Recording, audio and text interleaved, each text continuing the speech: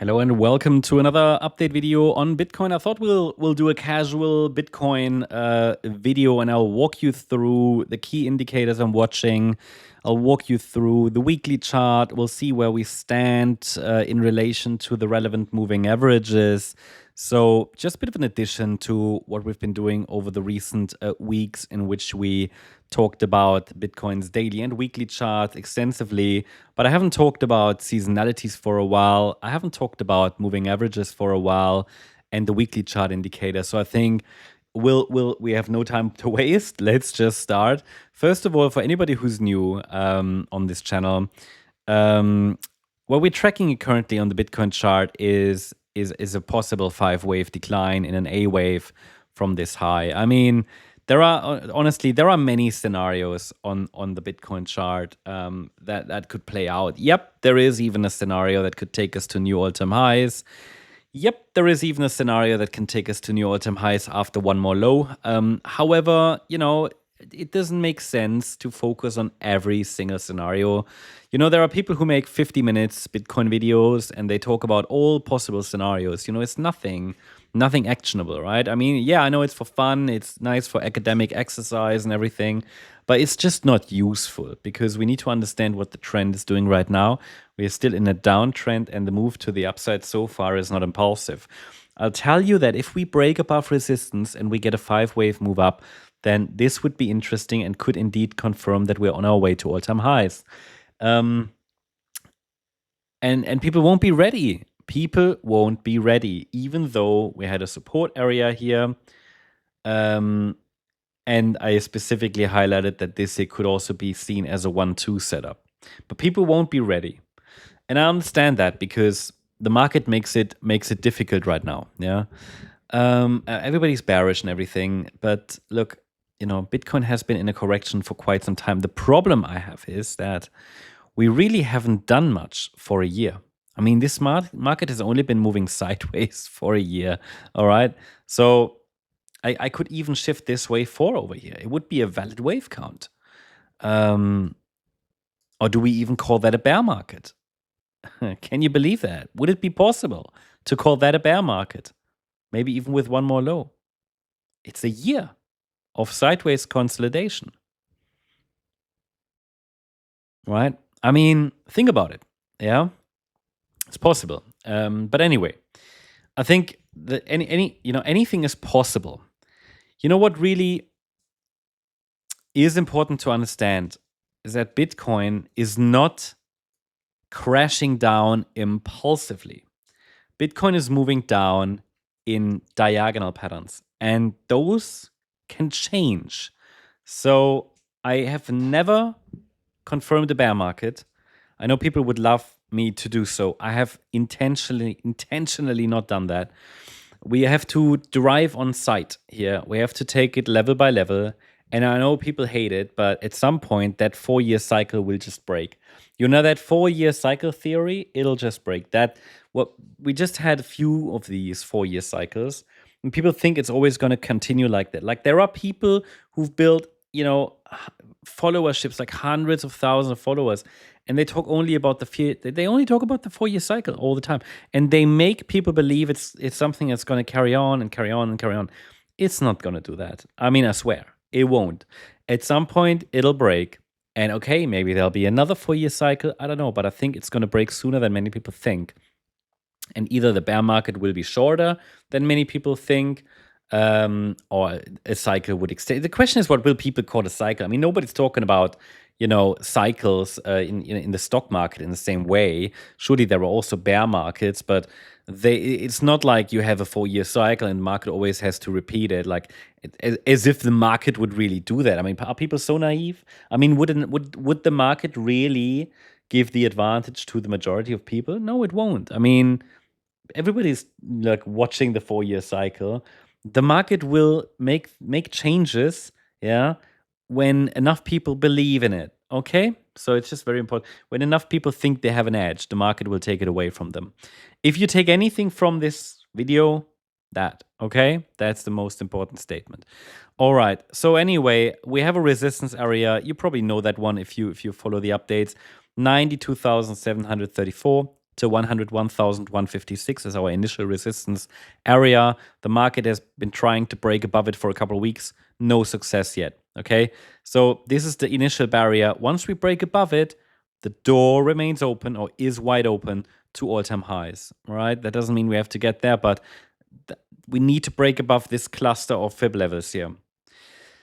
But I don't want to talk about too much about Elliott Wave. I want to talk a little bit about our weekly chart first, and I want to talk a little bit about moving averages. Okay, so let me add these to the chart. What we track here is the 89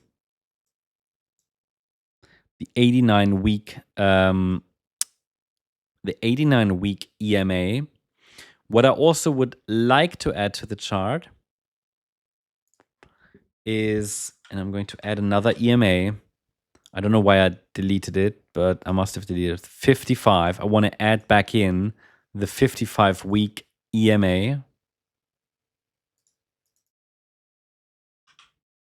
This one has 55 week. This one has been important, yeah, for quite some time. I'll add it in orange. But obviously we recently broke below it and since then have not been able to reclaim it. And I also want to add the 200-day simple moving average. Why that? Because this one is important for the so-called death cross. I'll add that one to the chart as well. It's important for the so-called death cross, yeah. But the thing is, and I'll highlight it in green. The thing is that death cross happened, but after the price breaks below the death cross, usually, and that could be a couple of weeks later. So when a death cross happens, and it happened, and we break below the 200-day moving average and everything, which is here highlighted in green, yeah, the 200-day, then at some point, historically at least, the market has moved up back to retest it. That happened 2022 here. Yeah, you see that. That happened 2022. We had a death cross. I haven't added the 50 days, but we had a death cross there. You know that from previous videos. And we retested the 200-day moving average from below. And then we have that regularly, right? This happened as well in after the 2017 top, 2018 top. We broke below it and then we retested it from below. And here in 2019, we even broke back above it. So what I want to highlight here is that this, after an initial break below it, it often gets reclaimed again. And we're currently holding support at the 89-week exponential moving average. Now, the 55 in orange was an important support parameter level, dynamic support level throughout this cycle. And so we tested it, we broke below it, and we moved to the next one. So we're just climbing down the stairs. So this would be, this is the next one. We're currently holding it. Just important to understand, just want to give you an overview of where we stand with regards to all these moving averages. Now, one moving average that is often highlighted also in bear markets is actually the 200-week SMA, but that is down there at 56K. Now, I'm not saying we have to get there, but this would be a strong support level because historically in bear markets, yeah, as you can see here in 2020, 2019, this has been strong support. And historically, and there are even like official indicators you could say about it, when we've broken below the 200-week SMA, this was an amazing buy area or buy signal, or we tested it at least, yeah. Like here last time in 2022. I mean, it's not a reliable support level, but it's more like a sentiment level. Historically in crypto, it's acted as support a lot of times. Yeah, also in 2015.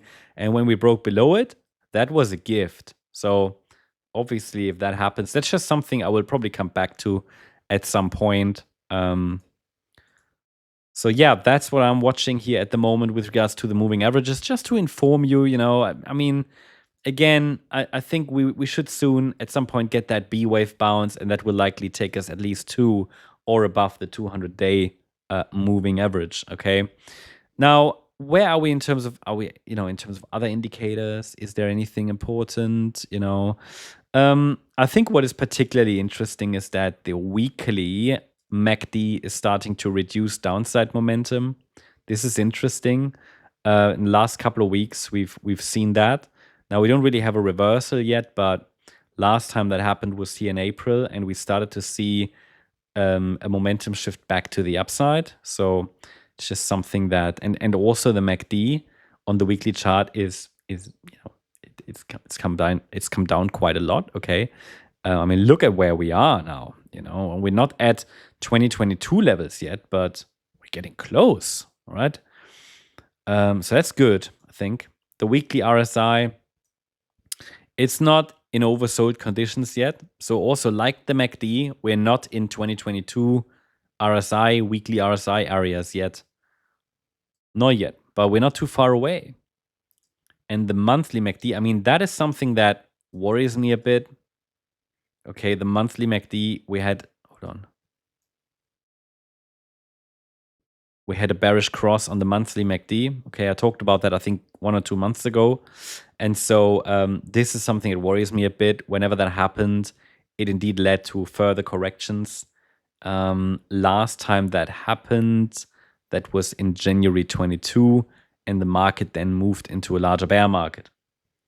But again, I'm watching it, yeah, but the weekly is already starting to turn to the upside. So obviously the monthly MACD is super, super laggy. Just something to be aware of.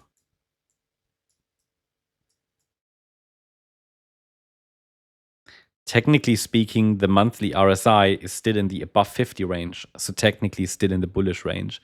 So my view is, as I said, I'm tracking the potential for another low here, yeah, potentially in that A wave, after which we should see at least a B wave bounce. And I'm tracking that ABC pattern until the market gives me the next upside impulse. If I see an upside impulse, I'm tracking several bullish scenarios still in the background. All right. And that's why once I see an upside impulse, which we shouldn't really see in the orange B wave, that is my signal that we are likely getting another upside extension. I mean, a lot of people have confirmed the bear market. It's possible. I rather prefer to track the market, more actively, not trying to predict here anything. We're just following the trend, and at the moment, the local trend is still down, and we have very clear resistance levels. And how Bitcoin is going to react to that initial resistance area is likely going to tell us if we get another low before that larger bounce.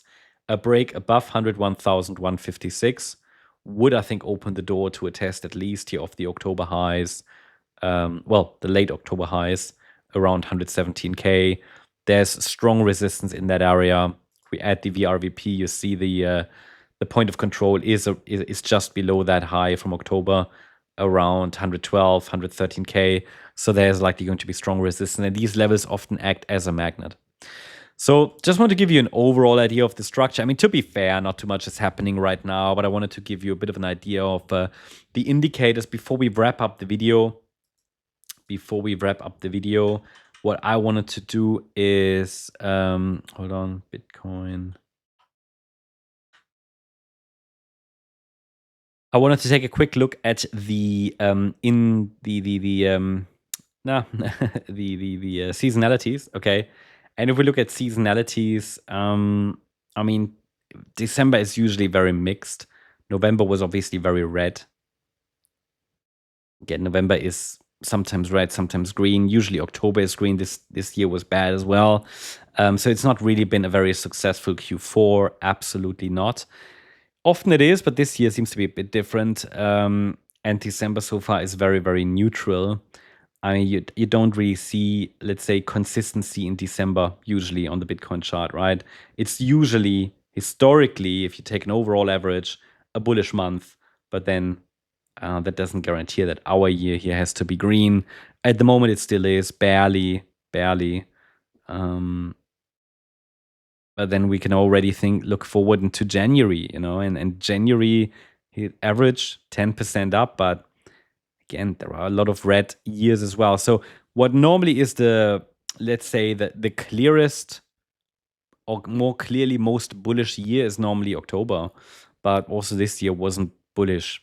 So again, people ask me about seasonality statistics for December. I mean, overall, usually bullish, but that's because Bitcoin is historically it's just going up over the it's gone up over the last decade. But again, you can't really say that December is usually bullish. In average, yes, but 1, 2, 3, 4, 5, 6, 7 red Decembers versus 1, 2, 3, 4, 5, 6, 7 bullish ones, right? So it's pretty much 50-50. Yeah. So yeah, I don't think seasonalities help us in December. And also, I only use seasonalities for context. What it tells me is December is usually not very clear. I mean, October, normally bullish. This year just wasn't. It was also not a disaster, but it was slightly red. But yeah, so far I think we have to just be patient, watch our resistances that we have on the chart. We have very clear parameters in our chart. The micro patterns are discussed every single day. You should be very well informed. I keep you updated. Hope you liked the update.